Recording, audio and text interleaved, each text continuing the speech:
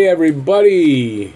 So in this video I'm going to preview tonight's game between the Montreal Canadiens and the Ottawa Senators right here in Montreal. I've got a lot of things to talk about, news and notes I guess style. I got the lineup for tonight's game. I couldn't get Ottawa's lineup. Been waiting for it to be released.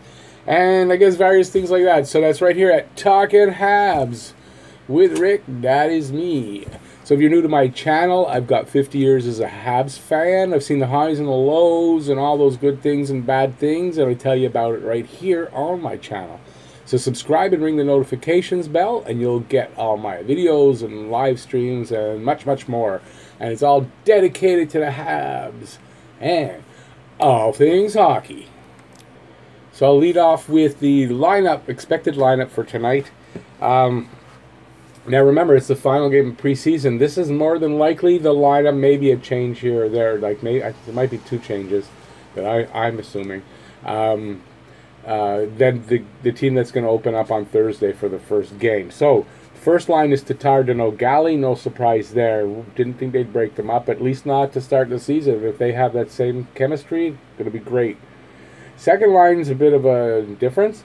Lehkonen, Domi, and Suzuki.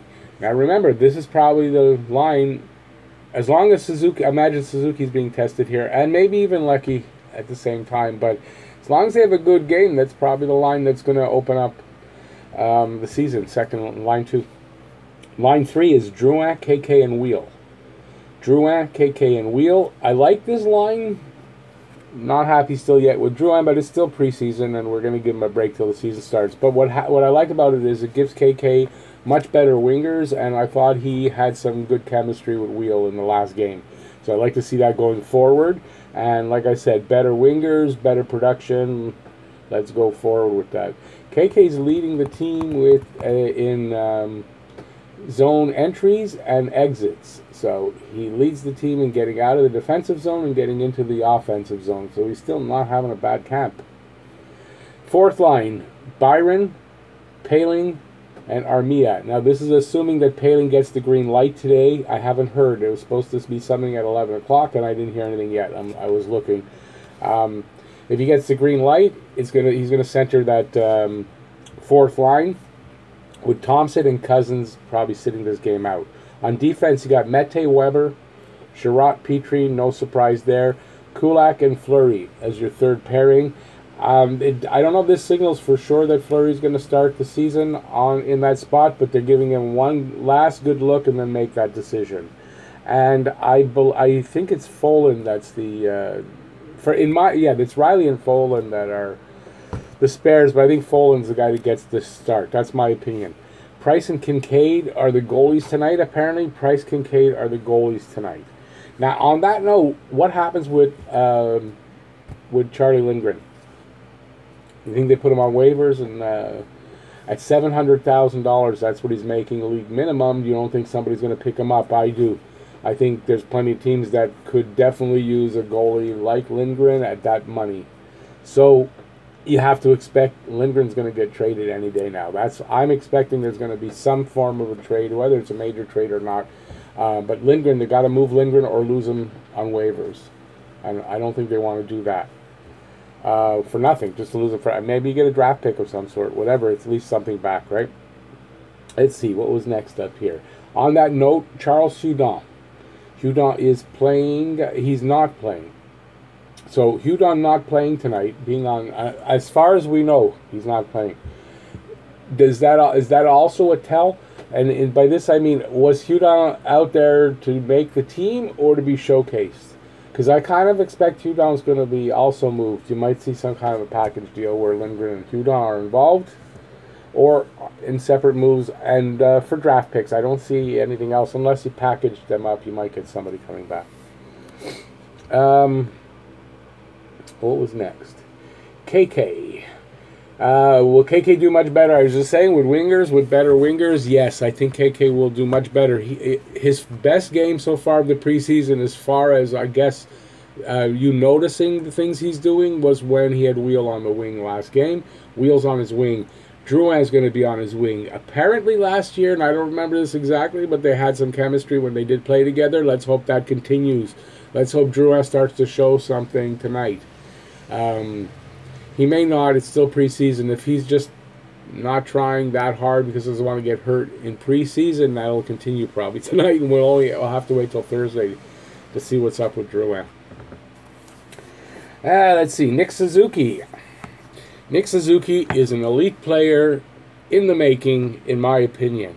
He'll help this power play greatly. I think he'll be a guy that gets better as it goes along. I know they're going to give him. I'm positive they're going to give him those first 9 games as a minimum. So I believe Nick Suzuki breaks camp in Montreal. I think he's good enough that he's going to stay the whole season. I can't see this guy starting the season and just going backward. I don't see it. So Nick Suzuki, ahead of the official announcement, I'm saying Nick Suzuki's made this team. And he will greatly help the power play. On the half wall, I imagine, let's see, he's a right-handed shot. If he's playing, he might play on the left side on the power play for that one-timer, or the right side for a setup guy as a quarterback.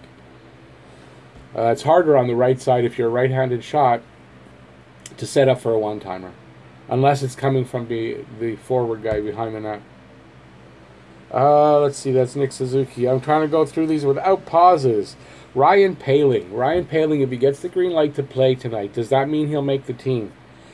And if he does make the team, is it okay that he makes it on the 4th line? Because if he does, it's more than likely going to be that 4th line center ahead of Thompson. Apparently from Marc Bergevin, he says it's not like it used to be in the old days where they played 5 or 6 minutes on that 4th line. Today's game, they played 10, 12 minutes. And he believes that's enough to start the season for Ryan Poehling.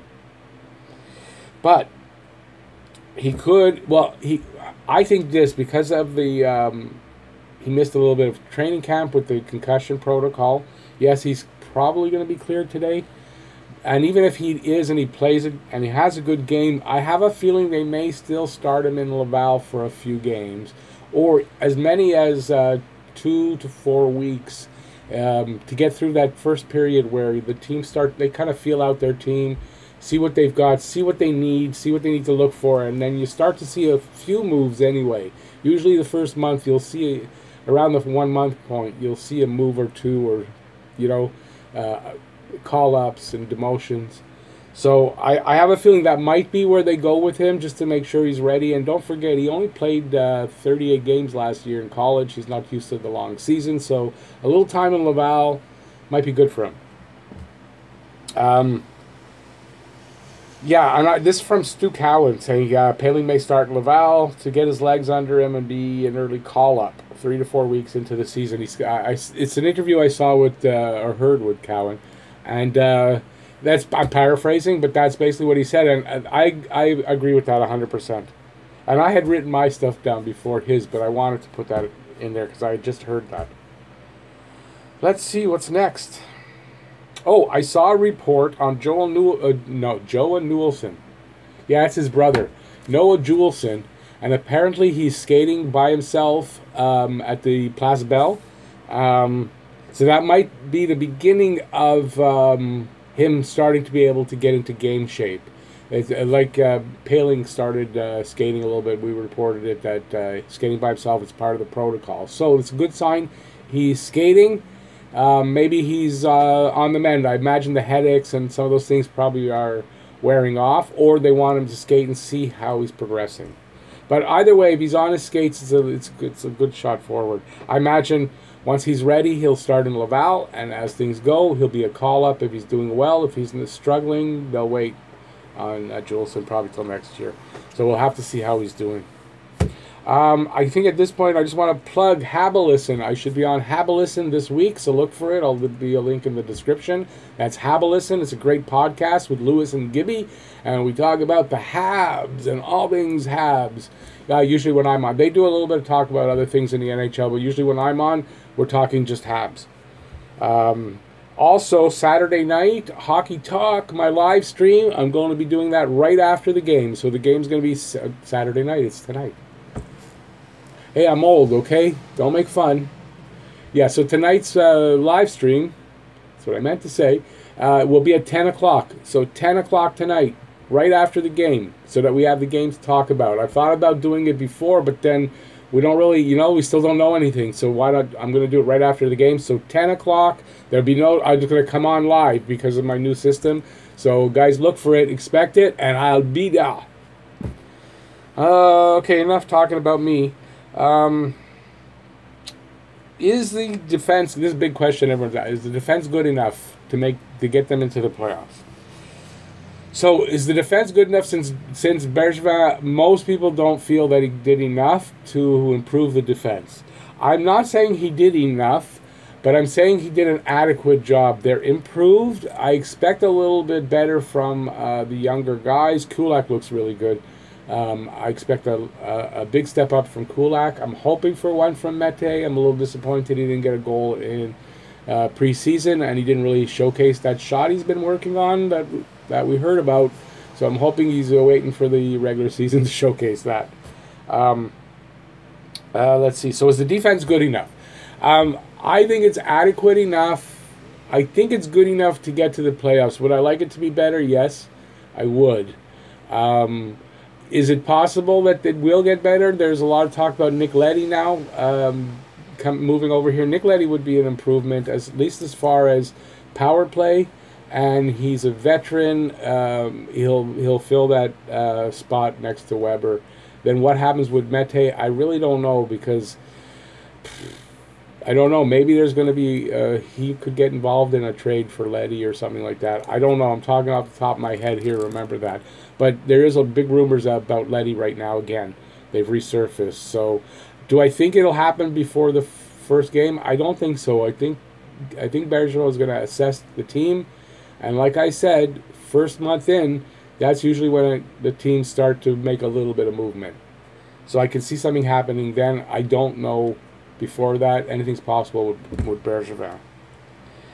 Let me see. Got one more. Once again, I saw an article on Fansided. I don't know if anybody reads that. I get it in my email. And they're talking again about Bergevin's job.